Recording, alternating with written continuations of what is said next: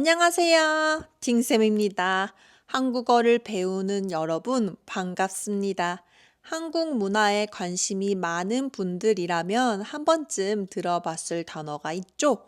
바로 사주입니다. 사주는 한국에서 오랫동안 사용되어 온 운명 분석 방법이에요. 그런데 많은 사람들이 사주를 미신이라고 생각해요. 하지만 사실 사주는 단순한 점이 아니라 오랜 시간 동안 쌓인 통계 데이터예요. 즉, 사주는 미신이 아니라 통계라는 거죠. 오늘 팟캐스트에서는 사주가 무엇인지, 어떻게 보는지, 그리고 사주가 왜 통계인지 쉽게 설명해 드릴게요. 또 여러분의 사주도 알려드릴게요. 그럼 시작해 볼까요? 사주라는 단어는 한자로 네 개의 기둥이라는 뜻이에요. 이 네 개의 기둥은 바로 태어난 년, 월, 일, 시를 의미해요.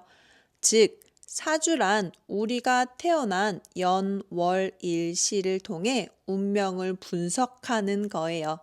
사주는 한국뿐만 아니라 중국과 일본에서도 오랫동안 사용됐어요. 특히 한국에서는 중요한 일을 결정할 때 사주를 참고하는 사람이 많아요. 예를 들어 결혼 날짜를 정할 때, 회사에서 직원들을 채용할 때, 아이 이름을 지을 때, 이사 날짜를 정할 때, 이렇게 중요한 순간에 사주를 보는 경우가 많아요. 사주는 그냥 감으로 보는 것이 아니에요. 사주를 볼 때는 만세력이라는 특별한 달력을 사용해요.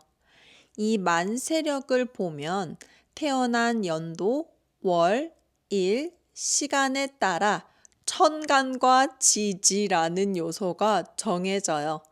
이걸 조합하면 각자의 사주가 만들어지는 거예요.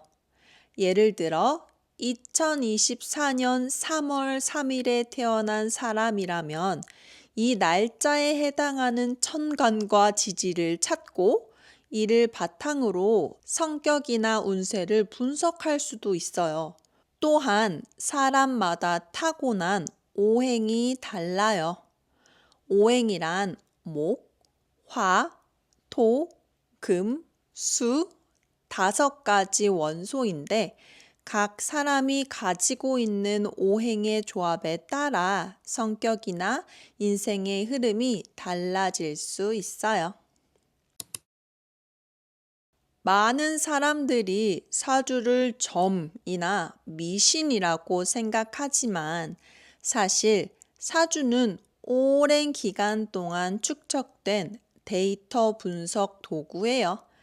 왜냐하면 사주는 수천 년 동안 수많은 사람의 생년월일과 삶의 패턴을 연구해서 만들어진 거예요. 즉, 어떤 날짜에 태어난 사람들이 어떤 성격을 가지고 어떤 운명을 살아가는지를 연구한 결과죠. 예를 들어, 봄에 태어난 사람은 이런 성격이 많고, 가을에 태어난 사람은 이런 직업을 가지는 경우가 많다 같은 데이터가 쌓인 거예요. 그래서 사주는 단순한 미신이 아니라 확률과 통계에 기반한 분석 도구라고 할 수 있어요. 물론 사주가 100% 정확한 것은 아니에요. 사주는 참고 자료일 뿐 우리의 운명은 결국 스스로 만들어가는 거니까요. 사주는 전문가가 아니어도 만세력 계산 방법을 알면 누구나 볼 수 있어요. 여러분도 간단하게 자신의 사주를 볼 수 있어요. 제가 여러분의 사주를 간단하게 봐드릴게요. 이름, 생년월일, 태어난 시간 모르면 안 써도 돼요. 이거를 아래 댓글에 써주세요. 그러면 여러분의 사주에서 중요한 포인트를 알려드릴게요. 구체적으로 궁금한 내용, 연애, 사업, 건강에 대해 궁금한 게 있으면 알려주세요. 오늘은 사주에 대해 이야기해 봤어요. 여러분, 사주는 미신이 아니라 통계적인 분석 도구라는 점 이해하셨죠?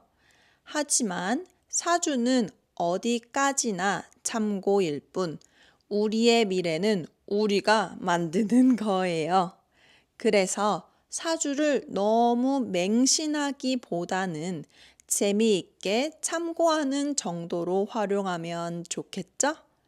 다음에도 재미있는 한국 문화 이야기를 들려드릴게요. 그럼 안녕히 계세요. 안녕! 안녕하세요. 팅쌤입니다. 한국어를 배우는 여러분, 반갑습니다. 한국 문화에 관심이 많은 분들이라면 한 번쯤 들어봤을 단어가 있죠? 그건 사주입니다. 사주는 한국에서 오랫동안 사용되어 온 운명 분석 방법이에요. 그런데 많은 사람이 사주를 미신이라고 생각해요. 하지만 사실 사주는 단순한 점이 아니라 오랜 시간 동안 쌓인 통계 데이터예요. 즉, 사주는 미신이 아니라 통계라는 거죠. 오늘 팟캐스트에서는 사주가 무엇인지, 어떻게 보는지, 그리고 사주가 왜 통계인지 쉽게 설명해 드릴게요. 또 여러분의 사주도 직접 봐드릴게요. 그럼 시작해 볼까요? 사주라는 단어는 한자로 4개의 기둥이라는 뜻이에요. 이 4개의 기둥은 바로 태어난 연, 월, 일, 시를 의미해요. 즉, 사주란 우리가 태어난 연, 월, 일, 시를 통해 운명을 분석하는 거예요. 사주는 한국뿐만 아니라 중국과 일본에서도 오랫동안 사용됐어요. 특히 한국에서는 중요한 일을 결정할 때 사주를 참고하는 사람이 많아요. 예를 들어 결혼 날짜를 정할 때, 회사에서 직원들을 채용할 때, 아이 이름을 지을 때, 이사 날짜를 정할 때, 이렇게 중요한 순간에 사주를 보는 경우가 많아요. 사주는 그냥 감으로 보는 것이 아니에요. 사주를 볼 때는 만세력이라는 특별한 달력을 사용해요. 이 만세력을 보면 태어난 연도, 월, 일, 시간에 따라 천간과 지지라는 요소가 정해져요. 이걸 조합하면 각자의 사주가 만들어지는 거예요.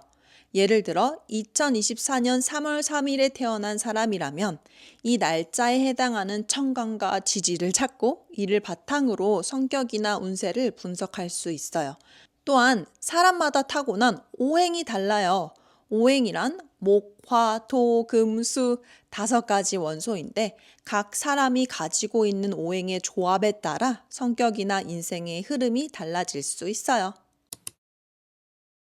많은 사람이 사주를 점이나 미신이라고 생각하지만 사실 사주는 오랜 기간 동안 축적된 데이터 분석 도구예요. 왜냐하면 사주는 수천 년 동안 수많은 사람의 생년월일과 삶의 패턴을 연구해서 만들어진 거예요. 즉, 어떤 날짜에 태어난 사람들이 어떤 성격을 가지고 어떤 운명을 살아가는지를 연구한 결과죠. 예를 들어 봄에 태어난 사람은 이런 성격이 많고 가을에 태어난 사람은 이런 직업을 가지는 경우가 많다 같은 데이터가 쌓인 거예요. 그래서 사주는 단순한 미신이 아니라 확률과 통계에 기반한 분석 도구라고 할 수 있어요. 물론 사주가 100% 정확한 건 아니에요. 사주는 참고 자료일 뿐 우리의 운명은 결국 스스로 만들어가는 것이니까요. 사주는 전문가가 아니어도 만세력 계산 방법을 알면 누구나 볼 수 있어요. 여러분도 간단하게 자신의 사주를 볼 수 있어요. 제가 여러분의 사주를 간단하게 봐드릴게요. 이름, 생년월일, 태어난 시간 모르면 안 써도 돼요. 이걸 아래 댓글에 적어주세요. 그러면 여러분의 사주에서 중요한 포인트를 알려드릴게요. 구체적으로 궁금한 내용, 연애, 사업, 건강에 대해 궁금한 게 있으면 알려주세요. 오늘은 사주에 대해 이야기해 봤어요. 여러분, 사주는 미신이 아니라 통계적인 분석 도구라는 점 이해하셨죠? 하지만 사주는 어디까지나 참고일 뿐 우리의 미래는 우리가 만드는 것이에요. 그래서 사주를 너무 맹신하기보다는 재미있게 참고하는 정도로 활용하면 좋겠죠? 다음에도 재미있는 한국 문화 이야기를 들려드릴게요. 그럼 안녕히 계세요. 안녕!